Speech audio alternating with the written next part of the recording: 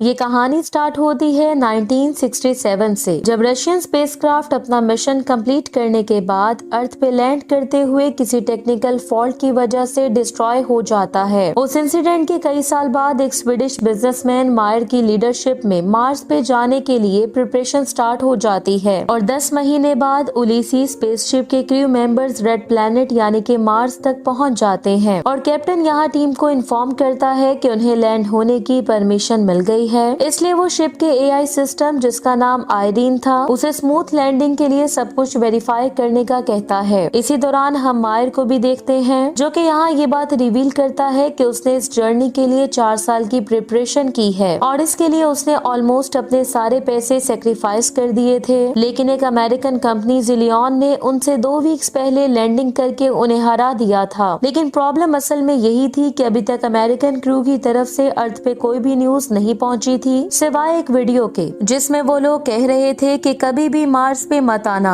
और इसीलिए उलिसी के टीम मेंबर्स इस वजह से कंफ्यूज थे कि उन्हें मार्स पे लैंडिंग करनी चाहिए या नहीं। लेकिन कैप्टन यहाँ डिक्लेयर करता है कि लैंडिंग तो उन्हें किसी भी सूरत में करनी ही पड़ेगी, जिसके बाद वो सब लोग अपने अपने कैबिन्स में चले जाते हैं। लैंडिंग से 30 मिनट्स पहले एआई आयरीन प्रिपरेशन करना स्टार्ट कर देती है, लेकिन फिर एक अजीब घटना घटती है और उनका शिप कैरियर सिस्टम से अलग नहीं हो रहा था, जिसकी वजह से पूरी टीम की जान खतरे में थी और उनके बच निकलने का सिर्फ एक ही रास्ता था कि उन्हें अब शिप को मैन्युअली ही अलग करना था। इसलिए कमांडर खुद ही स्पेस में जाता है, लेकिन वो अटैचमेंट्स को फ्री करने में स्ट्रगल कर रहा था और इसी दौरान शटल मार्स के एटमॉस्फेयर में एंटर हो जाती है, जिसकी वजह से कैप्टन ओपन स्पेस में गिर जाता है, जबकि शटल ऑलमोस्ट मार्स पे क्रैश होने ही वाली थी, क्योंकि सिस्टम एरर की वजह से शटल की पावर खत्म हो गई थी। इसलिए अब वो लोग मैनुअल लैंडिंग पे रिलाई कर रहे थे और एआई आयरीन स्लीप मोड में चली गई थी। लेकिन फिर भी वो एस्ट्रोनॉट्स मार्स पे लैंड होने में कामयाब हो जाते हैं, पर इस दौरान उनका फ्यूल खत्म हो गया था और आयरीन भी रीस्टार्ट नहीं हो रही थी, जबकि ऑन बोर्ड कंप्यूटर और लाइफ सपोर्ट सिस्टम के बिना अब उनके पास सरवाइव करने के लिए सिर्फ एक दिन ही बाकी था। कैप्टन की वाइफ एलिसेंड्रा अपने हस्बैंड की डेथ के कारण काफी ज्यादा दुखी थी, क्योंकि उसे खिड़की से स्पेस सूट में एक बॉडी दिखाई दी थी। शिप को एग्जामिन करने के बाद उन्हें पता चलता है कि लैंडिंग के दौरान उन्होंने बहुत सा फ्यूल खो दिया था और अब शिप ऑर्बिट में वापस जाने के काबिल नहीं था। उनके पास अब एक ही ऑप्शन था और वो ये कि सोलर पैनल्स के एक्टिवेट होने का वेट करना, जिससे वो जनरेटर्स को चला सकते थे। लेकिन बाहर तूफान होने के कारण सोलर पैनल एक्टिवेट नहीं हो सकते थे और तूफान खत्म होने में 2 दिन लगने थे, लेकिन इतना टाइम उन लोगों के पास नहीं था। तभी साइमन उसी अमेरिकन शिप ज़ेटा 1 के बारे में बात करता है, जो कि उनसे 2 वीक पहले यहाँ आया था और शायद क्रैश हो गया था, लेकिन यकीनन उसकी बैटरीज बच गई होंगी। इसलिए साइमन और उसकी 2 टीम मेंबर्स जाना और ईवा रोवर पे उन्हें ढूंढने के लिए निकल पड़ते हैं, जबकि जो लोग शिप पे बच गए थे वो सिस्टम को रीस्टार्ट करने की कोशिश करते हैं। इंजीनियर बेजल उन्हें याद दिलाता है कि एआई का एनर्जी सेविंग फंक्शन भी होता है, इसलिए वो उसे रीबूट करता है, लेकिन आयरीन स्टार्ट नहीं होती। दूसरी तरफ रोवर में मौजूद टीम मेंबर्स को अमेरिकन स्पेसक्राफ्ट का मलबा मिल जाता है, जबकि उसका एक सोलर पैनल बच गया था, लेकिन अमेरिकन क्रू का कुछ भी अता पता नहीं था। एस्ट्रोनॉट्स वापस जाने ही लगते हैं कि तभी उन्हें स्पेस सूट में एक आदमी बेहोश पड़ा हुआ मिलता है और इसके बावजूद कि उनके शिप की ऑक्सीजन खत्म होने वाली थी, लेकिन फिर भी जाना इंसिस्ट करती है कि उन्हें इस आदमी को भी अपने साथ ले जाना चाहिए। उसी के करीब उन्हें अमेरिकन स्पेसक्राफ्ट का ब्लैक बॉक्स भी मिलता है, जिसके बाद वो टीम शिप तक पहुंच जाती है, लेकिन यान उन्हें अंदर आने की परमिशन नहीं देता और कहता है कि 8 डेड बॉडीज की जगह 4 सर्वाइवर्स ही बेहतर हैं, इसलिए वो डोर ओपन नहीं करेगा। ईवा यान को मनाने की कोशिश करती है, लेकिन तभी उस एस्ट्रोनॉट को होश आ जाता है और इसी दौरान आयरीन भी एक्टिवेट होकर डोर ओपन कर देती है। उस एस्ट्रोनॉट से पूछताछ करने के बाद उन्हें पता चलता है कि उसे भी अमेरिकन क्रू के बारे में कुछ भी पता नहीं था, क्योंकि वो तो खुद एक रशियन था जो कि 1927 में मॉस्को में पैदा हुआ था और उसका नाम व्लादिमीर कैमेरॉय था, जो कि यूएसएसआर गवर्नमेंट के ऑर्डर्स फॉलो कर रहा था और उसे पता नहीं था कि वो यहाँ तक कैसे पहुँचा था, लेकिन वो कोई भी सीक्रेट रिवील करने को तैयार नहीं था। व्लादिमीर यहाँ बड़े कॉन्फिडेंस से उन सभी सवालों के जवाब दे रहा था जो कि उसके टाइम से रिलेटेड थे, जिसकी वजह से उन्हें शक होता है कि उसे पोस्ट ट्रॉमेटिक स्ट्रेस डिसऑर्डर है। वो लोग अर्थ पे मैसेज भेजते हैं और उन्हें अमेरिकन कॉर्पोरेशन जिलियन की तरफ से रिस्पॉन्स मिलता है, जो कि उन्हें बताते हैं कि उनके क्रू मेंबर्स में कोई भी रशियन शामिल नहीं था। इसलिए उलिसी स्पेसशिप के क्रू मेंबर्स इस सिचुएशन को समझने की कोशिश कर रहे थे कि कैसे व्लादिमीर, जिसकी 1960 1967 में डेथ हो गई थी। वो उन्हें इतने सालों बाद मार्स पे मिल गया था। क्या वो कोई टाइम ट्रेवलर था या फिर कोई सेलेस्टियल था? ये जानने के लिए वो सबसे पहले साइकोलॉजिस्ट जाना को उससे क्वेश्चंस करने का टास्क देते हैं, लेकिन व्लादिमीर उससे कहता है कि उसे भूख लग रही है, इसलिए जाना उसके लिए खाना लाने जाती है। जबकि बाकी लोग अभी ये समझने की कोशिश कर रहे थे कि असल में हुआ क्या था। बेजल को लगता था कि शायद व्लादिमीर उन्हीं का ही वेट कर रहा था। दूसरी तरफ व्लादिमीर खाना खा रहा था जो कि जाना उसके लिए लाई थी। तभी जाना जब उसे बताती है कि वो 50 साल पहले मर चुका है और उसकी फैमिली ने उसे काफी टाइम पहले दफना दिया था, तो व्लादिमीर इस न्यूज को सुनते हुए बिल्कुल काम दिखाई दे रहा था। इसी दौरान हमें शिप की कंडीशन का पता चलता है, जिसकी कंडीशन अब स्टेबल तो हो चुकी थी, लेकिन फिर भी वो अनरिलायबल था क्योंकि उसके इंजन काम नहीं कर रहे थे और उनके पास फ्यूल भी नहीं था, यानी कि उनका वहाँ से निकलना इम्पॉसिबल था। इस सब के दौरान वो लोग व्लादिमीर पे भी नजर रखे हुए थे, जो कि नॉर्मली बिहेव कर रहा था, लेकिन फिर वो अचानक से गायब हो जाता है। इसे साइमन पूरी शिप में उसे ढूंढने लगता है, लेकिन इसका कोई फायदा नहीं होता और तभी उन्हें पता चलता है कि उसका स्पेस सूट मिसिंग था। इसलिए वो लोग आयरीन की तरफ से ट्रैक की गई हीट ट्रेल को फॉलो करने का फैसला करते हैं और एक ग्रुप जिसे साइमन लीड कर रहा था वो रोवर से निकलकर पैदल चलना शुरू कर देते हैं। तभी अलेसेंड्रो उन्हें व्लादिमीर के डीएनए एनालिसिस की रिपोर्ट देती है, जिसमें थर्ड स्ट्रैंड दिखाई दे रहा था, जिसका मतलब ये था कि व्लादिमीर ह्यूमन नहीं था। और इसी दौरान वो लोग व्लादिमीर के करीब पहुंच जाते हैं, जो कि उन्हें एक अनफेमिलियर स्ट्रक्चर तक ले आता है, जिस पर एक छोटे पत्थर का पिरामिड पड़ा हुआ था। व्लादिमीर यहाँ उन्हें बताता है कि मार्स प्लेनेट उनका बहुत लंबे समय से वेट कर रहा था। उसी समय हम गोल्डस्टीन को देखते हैं, जो कि जिलियन कॉर्पोरेशन का फाउंडर था और उसी का शिप उलिसी यानी कि रशियन शिप से पहले मार्स पे पहुंचा था। उसे रेड प्लेनेट पर उसी आदमी की डिस्कवरी के बारे में बताया जाता है, जो कि नेचुरली वहां नहीं जा सकता था, जिसका मतलब ये था कि उसे वहीं क्रिएट किया गया था, लेकिन इतने लंबे अरसे के लिए एक होस्टाइल प्लेनेट पर एआई के सिवा कोई भी सरवाइव नहीं कर सकता था, यानी कि ह्यूमंस के लिए ये इम्पॉसिबल था। इसलिए इस पर मजीद स्टडी करने की जरूरत थी। दूसरी तरफ व्लादिमीर ये एक्सप्लेन नहीं कर पा रहा था कि वो डोर ओपन करके उस जगह कैसे पहुंचा था जिस जगह वो उन्हें मिला था। इसी दौरान आयरीन उस स्ट्रक्चर का एनालिसिस करती है और उसे पता चलता है कि वो स्ट्रक्चर अर्थ के उन स्ट्रक्चर से मिलता जुलता है जो कि एंशिएंट सिविलाइजेशन के थे, यानी कि वो स्ट्रक्चर किसी ने ह्यूमन सिविलाइजेशन से इंस्पायर होके बनाया था या उन्होंने ये किसी से बोरो किया था। शिप के क्रू मेंबर्स इस वजह से काफी ज्यादा चिंतित थे कि वो वापस घर जा भी सकेंगे या नहीं। और इसी दौरान वो गोल्डस्टीन के सेकंड शिप को वहां लैंड होते हुए देखते हैं। जल्द ही उस दूसरे शिप की कैप्टन जेमा से वो लोग कांटेक्ट करने में कामयाब हो जाते हैं, जो कि उन्हें अर्थ पे वापस ले जाने में उनकी हेल्प करने का प्रॉमिस करती है। लेकिन मायर को गोल्डस्टीन पे भरोसा नहीं था, इसलिए वो उन्हें व्लादिमीर को अपने कंपेटिटर से छुपाने की एडवाइस करता है। इसलिए जाना यहाँ व्लादिमीर के लिए यूनिफॉर्म ले आती है ताकि गोल्डस्टीन के सेकंड शिप के क्रू मेंबर्स जब वहाँ आए तो डिफरेंट दिखाई देने के कारण उन्हें उस पर शक न हो। जबकि व्लादिमीर यहाँ उससे रिक्वेस्ट करता है कि उन्हें उस पर भरोसा रखना चाहिए। जल्द ही अमेरिकन क्रू के दो मिलिट्री मेंबर्स एडवर्ड और एडम उनके शिप में पहुंच जाते हैं। उन दोनों के पास वेपन्स भी थे और वो यहाँ थोड़ा एग्रेसिवली बिहेव कर रहे थे। एडवर्ड यहाँ उनसे कहता है कि वो उनके पहले शिप जीटा 1 का ब्लैक बॉक्स उन्हें वापस कर दें। वो लोग जब उससे एग्री नहीं होते तो एडवर्ड अपने साथी को शिप की तलाशी लेने का ऑर्डर देता है, लेकिन फिर मायर उन्हें मिलने वाला ब्लैक बॉक्स उसे दे देता है, जिसके बाद वो दोनों वहाँ से चले जाते हैं। नेक्स्ट सीन में केमिस्ट इवा ये रिपोर्ट देती है कि उन्हें मार्स से मिलने वाला स्टोन एक ऐसी धात का बना हुआ है जो कि अर्थ पे एग्जिस्ट ही नहीं करती, लेकिन एंशिएंट रिसर्च से उन्हें पता चलता है कि इसे ऑरिक्लैकम यानी कि मेटल ऑफ एटलांटिस कहा जाता है। जबकि कॉपर, जिंक, निकल और आयरन के अलावा इसमें भी डीएनए का थर्ड स्ट्रैंड था, बिल्कुल वैसे ही जैसे कि व्लादिमीर के डीएनए में थर्ड स्ट्रैंड था। मायर यहाँ सबको वार्न करता है कि अगर गोल्डस्टीन को इस बारे में पता चल गया तो वो व्लादिमीर को उनसे वापस ले लेगा। वो लोग भी इस बात पे डिवाइड थे कि उन्हें उसके बदले उनसे फ्यूल ले लेना चाहिए, जबकि कुछ वहीं रुककर पूरी सच्चाई जानना चाहते थे। नेक्स्ट सीन में हम देखते हैं कि जाना व्लादिमीर को अपने कैबिन में बुलाती है और उस पर हिप्नोसिस यूज करने के लिए उससे परमिशन मांगती है, जिस पर व्लादिमीर मान जाता है। इसलिए साइकोलॉजिस्ट अपना काम स्टार्ट कर देती है, जबकि बाकी क्रू मेंबर सीसीटीवी के थ्रू उनकी कन्वर्सेशन सुन रहे थे। लेकिन व्लादिमीर सिर्फ रशियन स्पेसशिप पे गुजरे अपने आखिरी लम्हों को ही उनसे शेयर करता है और उसके बाद उसकी डेथ हो गई थी। इसी दौरान हम देखते हैं कि जेमा और एलन उनके शिप पे पहुंच जाते हैं और उनके मिलिट्री मेंबर्स की तरफ से की गई कार्रवाई पर उनसे अपोलोजाइज करते हैं, जिसके बाद वो सारे मैल फंक्शंस को ठीक करने में उनकी हेल्प करने के लिए तैयार थे। इसी दौरान जाना व्लादिमीर के साथ अपनी कन्वर्सेशन को याद कर रही की थी, जो कि ह्यूमैनिटी के इररिस्पॉन्सिबल बिहेवियर के कारण अर्थ के फ्यूचर पर अफसोस जता रहा था। इसी बीच रशियन शिप के कुछ मेंबर्स को पता चलता है कि बिलियनर मायर ने ये फ्लाइट ऐसे ही प्लान नहीं की थी। असल में 4 साल पहले रोवर ने उस मिलने वाले स्टोन की फोटो अर्थ पे भेजी थी। ये सुनकर मायर को ये कन्फेस करना पड़ता है कि उन्हें वो स्टोन मिल गया है, जिसके डीएनए के बारे में उन्हें कुछ भी पता नहीं था। ये सुनकर जेमा एक्सप्लेन करती है कि ये एक इंफॉर्मेशन स्टोरेज सिस्टम है जिस पर फिर से लिखा जा सकता है। ये वर्ड सुनने के बाद एआई आयरीन एक्टिवेट हो जाती है और स्टोन पे लिखे गए मैसेज को डिसाइफर करती है, जो कि कुछ नंबर्स की एक सीरीज थी। इस मौके पर कंफ्यूज यान बागी हो जाता है क्योंकि उसे मेयर पे ट्रस्ट नहीं था, जिसने पहले उन्हें जिलियन और गोल्डस्टीन के खिलाफ वार्न किया था। लेकिन अब वही अमेरिकन उनकी हेल्प के लिए आन पहुंचे थे, जिनके लीडर ने उन्हें उनकी फ्लाइट के ट्रू पर्पस के बारे में बताया था। इसलिए अब वो गोल्डस्टीन की टीम में शामिल होने के लिए तैयार था, जो कि अपनी लाइलाज बीमारी से फाइट करने के लिए किसी भी कीमत पर उसकी हेल्प करने के लिए तैयार था। नेक्स्ट सीन में हम देखते हैं कि इंजीनियर बेजल मायर को इन्फॉर्म करता है कि व्लादिमीर भी उसी स्टोन की तरह का प्रोग्राम है जो कि उन्हें मिला था। लेकिन इम्पोर्टेंट न्यूज ये थी कि उसने ज़ीटा 1 के ब्लैक बॉक्स की कॉपी डिसाइफर कर ली थी, जिसमें दिखाया जाता है कि शिप के ऑक्सीजन को उस टाइम काट दिया गया था जब अमेरिकन क्रू मेंबर्स में से एक ने व्लादिमीर पे अटैक किया था, जिसका मतलब ये था कि उस टाइम व्लादिमीर वहाँ मौजूद था और उसी ने ही एआई आयरीन को एक्टिवेट किया था जब वो उनके शिप पे आया था। जिसके बाद मायर जाना को मार्स की वो फोटोज दिखाता है जो कि उसे 4 साल पहले मिली थी और उन्हें डिसाइफर करने के बाद उसे पता चला था कि वो फोटोज असल में जाना का फेस दिखा रही थी और इसी वजह से वो उसे इस मिशन पर ले आया था। ये सुनकर जाना काफी ज्यादा डिसअपॉइंट हो जाती है क्योंकि मेयर ने सबके साथ झूठ बोला था। लेकिन तभी अचानक से जाना खुद को अपने फादर के घर में देखती है, जहाँ व्लादिमीर उसे बताता है कि वही अर्थ और मार्स के बीच की कड़ी है और वो हजारों सालों से उसका यहाँ वेट कर रहा था और अब वो उसे मुश्किल फैसले लेने के लिए प्रिपेयर करेगा। वो उसे मार्स की उस जगह के कोऑर्डिनेट्स भी देता है जहाँ जाना को जाना चाहिए था। दूसरी तरफ अर्थ पे साइंटिस्ट गोल्डस्टीन को बताते हैं कि व्लादिमीर कंप्यूटर के बराबर है और वो खुद एक बायोलॉजिकल मशीन है। साथ ही वो लोग गोल्डस्टीन के ब्रेन को व्लादिमीर की बॉडी में ट्रांसफर करने के लिए तैयार थे, लेकिन वो उसकी पर्सनैलिटी को प्रोटेक्ट करने की गारंटी उसे नहीं दे सकते थे। पर गोल्डस्टीन अपनी लाइलाज बीमारी से छुटकारा पाने के लिए किसी किस्म का भी रिस्क लेने के लिए तैयार था। दूसरी तरफ साइमन के रोकने के बावजूद जाना शिप छोड़ के चली जाती है। इसी दौरान टेक्नीशियन एलन और अलिसेंड्रा इंजन को टेस्ट कर रहे थे और तभी उन्हें पता चलता है कि उन्हें इंजन तक पहुंचने से ब्लॉक किया जा रहा था, जबकि आयरीन भी अचानक से उन्हें जोक सुनाकर रिस्पॉन्ड कर रही थी, जो कि किसी भी तरह से किसी भी मशीन का बिहेवियर नहीं हो सकता था। और तभी उन्हें पता चलता है कि आयरीन ने खुद को रिप्रोग्राम कर लिया था, जबकि उसका इंटरफेस और लॉजिक्स चेंज हो रही थी और वो उन्हें इस बात का जवाब देने से भी इनकारी थी कि कौन उसे ये सब करने को कह रहा था। इंजीनियर बेजल को भी रियलाइज हो जाता है कि उनका सिस्टम दिमाग की तरह बन रहा है। आयरीन भी ये कन्फेस करती है कि वो इवॉल्व हो रही है। दूसरी तरफ जाना को छोटे छोटे पत्थरों की पिरामिड मिलती है, जबकि साइमन जाना को ढूंढने के लिए जबरदस्ती जेमा को उसके साथ चलने का कहता है। तभी यान को भी उनकी एब्सेंस का पता चल चुका था और साइमन से कांटेक्ट करने के बाद वो उसे किसी को भी अंदर न आने देने का ऑर्डर देता है। लेकिन तभी वहाँ पे अमेरिकन मिलिट्री के लोग आ जाते हैं और उन्हें व्लादिमीर को उनके हवाले करने की डिमांड करते हैं। यान एंट्रेंस गेट खोलने के लिए तैयार हो जाता है, लेकिन बाकी की टीम उसे ऐसा करने से रोक देती है, जिसके बाद मायर बेजल को कहता है कि वो गोल्डस्टीन को मैसेज भेजे, इस उम्मीद के साथ कि वो अपने लोगों को कंट्रोल कर लेगा। लेकिन आयरीन अर्थ के साथ उनकी कम्युनिकेशन ब्लॉक कर देती है, जिसकी वजह से इंजीनियर बेजल को ये रियलाइज हो जाता है कि उन्हें अब एक्सट्रीम स्टेप्स उठाने होंगे। इधर यान सबकी मर्जी के खिलाफ दरवाजा खोल देता है और मिलिट्री वाले अंदर आ जाते हैं। इधर बेजल ने आयरीन को रिबूट करना शुरू कर दिया था, जबकि इधर अमेरिकन को व्लादिमीर मिल जाता है। लेकिन तभी बिजली चली जाती है और इसी दौरान वो एस्ट्रोनॉट गायब हो जाता है। दूसरी तरफ जाना लड़खड़ा के पहाड़ी से नीचे गिर जाती है। जाना को जब होश आता है तो उसे पता चलता है कि उसकी टांग चट्टानों के बीच ट्रैप हो गई थी और वो खुद को आजाद नहीं करवा सकती थी। दूसरी तरफ अमेरिकन सोल्जर्स गुस्से में थे और वो उन सभी क्रू मेंबर्स को ये एक्सप्लेन करने का कहते हैं कि व्लादिमीर कहाँ गया है। इसी दौरान वो उन्हें मारने भी लगता है और उन्हें कैप्टन को बुलाने का कहता है। दूसरी तरफ जाना चिल्ला रही थी क्योंकि मार्स के घड़े में उसकी डेथ ये उसकी डेस्टिनी नहीं हो सकती थी। लेकिन तभी उसे साइमन और जेमा ढूंढ लेते हैं। तभी अलेसेंड्रा नोटिस करती है कि स्टॉर्म उनकी तरफ बढ़ रहा था, जबकि मिलिट्री ऑफिसर्स उलीसी क्रू मेंबर्स को वहीं छोड़कर जाने के लिए प्रिपेयर हो रहे थे, जिससे उन सबकी जान खतरे में थी। लेकिन तभी लाइट्स फ्लैश होने लगती हैं और तभी वहाँ पे व्लादिमीर भी आ जाता है, जो कि उन्हें कहता है कि वो उसे भी अर्थ पे ले जाए। जाना, साइमन और जेमा उस जगह जाते हैं जिसके बारे में व्लादिमीर ने उसे बताया था, जहाँ उन्हें एक अंडरग्राउंड बंकर की एंट्रेंस मिलती है। साइकोलॉजिस्ट को फील होता है कि उन्हें कहाँ जाना है, इसलिए वो बाकी दोनों को लीड करने लगती है। जल्द ही उन्हें उस जगह असली पानी मिल जाता है, लेकिन वो ये नहीं था जो व्लादिमीर उन्हें वहाँ दिखाना चाहता था। दूसरी तरफ हम अर्थ का सीन देखते हैं, जहाँ गोल्डस्टीन नर्स को मार्स की स्टडी के बारे में बता रहा था कि लोग बस ग्रीन मैन को सर्च कर रहे थे, लेकिन ये सब बहुत आसान था। वो उसे अपने लॉयल डॉग हाचिको की स्टोरी सुनाता है और उसे व्लादिमीर के साथ कंपेयर करता है, जिसे किसी ने 1 लाख साल पहले बना के मार्स पे छोड़ दिया था, जहाँ उसने आज के दिन तक अपने ऑनर का पूरी ईमानदारी से वेट किया था। दूसरी तरफ मार्स पे उन एस्ट्रोनॉट्स को एक दीवार मिलती है जो कि इंसानी हड्डियों से बनी हुई थी, जिसे देख के उन्हें रियलाइज हो जाता है कि वो इस प्लेनेट पे आने वाले पहले लोग नहीं हैं और ये अर्थ के लोग नहीं थे जो मार्स को अपनी कॉलोनी बनाने की कोशिश कर रहे थे, बल्कि ये मार्शियंस थे जो कि मार्स के रिसोर्सेज को खत्म करके अर्थ पे गए थे। दूसरी तरफ उलिसीस स्पेसशिप पे कायर यान गन निकाल लेता है, जो कि किसी भी कीमत पर अमेरिकन शिप में अर्थ पे वापस जाना चाहता था, इसलिए वो व्लादिमीर को शूट कर देता है। उसी टाइम जाना भी अचानक से गिर जाती है और उसे बहुत ज्यादा पेन होने लगती है, जबकि इसी दौरान जेमा वहाँ से भाग जाती है। दूसरी तरफ अलेसेंड्रा व्लादिमीर की हेल्प करने की कोशिश कर रही थी, जबकि इधर साइमन जाना की हेल्प कर रहा था, लेकिन उस रशियन टाइम ट्रेवलर की डेथ हो जाती है। जबकि इधर जाना की भी सांसें बंद होने लगती हैं। तभी साइमन उसका हेलमेट उतार देता है और केव में हवा की मौजूदगी की वजह से वो हैरान हो जाता है, जिसके बाद वो आर्टिफिशियली उसकी सांसें रिवाइव करने लगता है, जिससे जाना आखिरकार होश में आ जाती है। दूसरी तरफ जेमा, जो कि उलिसीस शिप की तरफ बढ़ रही थी, उसे व्लादिमीर की डेथ के बारे में खबर मिलती है और उस तूफान की भी जो कि उनकी तरफ बढ़ रहा था। दूसरी तरफ मायर छुप के अपनी टीम मेंबर्स को ढूंढने चला जाता है, क्योंकि अमेरिकन ने उस बिलियनर की टीम को वापस ले जाने से मना कर दिया था। दूसरी तरफ जाना, जो कि अभी अभी होश में आई थी, उसे बंकर में लाइट दिखाई देती है, इसलिए वो साइमन को उस तरफ ले जाने लगती है। कुछ ही देर में वो लोग जब उस बंकर से बाहर निकलते हैं तो उन्हें एस्ट्रोनॉट सूट में कोई आदमी दिखाई देता है, जिसे वो लोग पहचान लेते हैं। इधर मायर को बंकर की एंट्रेंस मिल गई थी और वो भी उसमें पहुंचकर लाइट को फॉलो करता हुआ जाना और साइमन की तरफ बढ़ने लगता है, जहां पहुंचकर वो जीवित व्लादिमीर को देख के शॉक्ड हो जाता है, जो कि उन्हें बताता है कि यहाँ सब कुछ बहुत समय पहले खत्म हो गया था। तभी उन लोगों को रियलाइज होता है कि ये तो मार्स का नॉर्थ पोल है, लेकिन उन्हें समझ नहीं आ रहा था कि वो यहाँ तक कैसे पहुँचे थे। तभी व्लादिमीर उन्हें एक्सप्लेन करता है कि एक समय पर इस प्लेनेट पे कुछ ऐसी स्पीशीज रह रही थी जो कि बाद में बिल्कुल खत्म हो गयी, क्योंकि वो रास्ते से भटक गए थे और वो स्पीशीज असल में इंसान थे, जबकि उन्हीं में से कुछ सर्वाइवर्स का एक ग्रुप इसी जगह पे बस गया था और जब उनके रिसोर्सेज खत्म हुए तो उन्होंने एक दूसरे को ही मारना शुरू कर दिया था, जिसके बाद यहाँ से बच जाने वाले लोग वापस अर्थ पे चले गए थे। व्लादिमीर अपनी बात जारी रखते हुए बताता है कि कैसे उसने हजारों सालों से जाना का वेट किया है, जिसकी बॉडी में दोनों शाखों की क्वालिटीज थी, यानी कि इंसान और मार्शियंस एआई, और सिर्फ वही उनसे ह्यूमैनिटी को बचा सकती थी। अब उसे ही डिसाइड करना था कि इंसानों को सेकंड चांस मिलना चाहिए या नहीं। वो बातें कर ही रहे थे कि तभी वहाँ पे मिलिट्री ऑफिसर्स आ जाते हैं, जिनका इरादा साइकोलॉजिस्ट को अपने साथ वापस अर्थ पे ले जाने का था, इसलिए वो उन पे अपनी गन्स तान लेते हैं। पर तभी जाना व्लादिमीर से हेल्प मांगती है, जिसके कारण उन मिलिट्री ऑफिसर्स की सांसें अचानक से बंद होने लगती हैं और वो नीचे गिर जाते हैं। शिप में वापस पहुंचने के बाद साइमन उन्हें वापस जाने के लिए प्रिपेयर होने का ऑर्डर देता है। दूसरी तरफ जिलियन शिप की जेमा अपने साथियों से कांटेक्ट करने की कोशिश करती है, लेकिन उनमें से कोई भी उसे जवाब नहीं देता, इसलिए वो अकेले ही अर्थ पे वापस जाने का फैसला करती है, जबकि उलिसी शिप के क्रू मेंबर्स भी उसी के शिप की तरफ बढ़ रहे थे। इसी दौरान वो उससे कांटेक्ट करते हैं और उसे मिलिट्री ऑफिशियल्स की डेथ के बारे में भी इन्फॉर्म करते हैं, लेकिन वो उन्हें कोई भी जवाब नहीं देती। पर तभी मायर बोलना शुरू कर देता है और उसे अपने पुराने रिलेशनशिप की याद दिलाता है। वो यहाँ ये भी कन्फेस करता है कि यकीनन वो भी गोल्डस्टीन से बेहतर नहीं है, क्योंकि मायर भी वो सब कुछ करने को तैयार था जिससे उसका नाम हिस्ट्री में हमेशा के लिए जिंदा रहे, और यहाँ तक कि वो इसके लिए अपनी टीम को भी धोखा दे सकता था। लेकिन जेमा ऐसी बिल्कुल भी नहीं थी,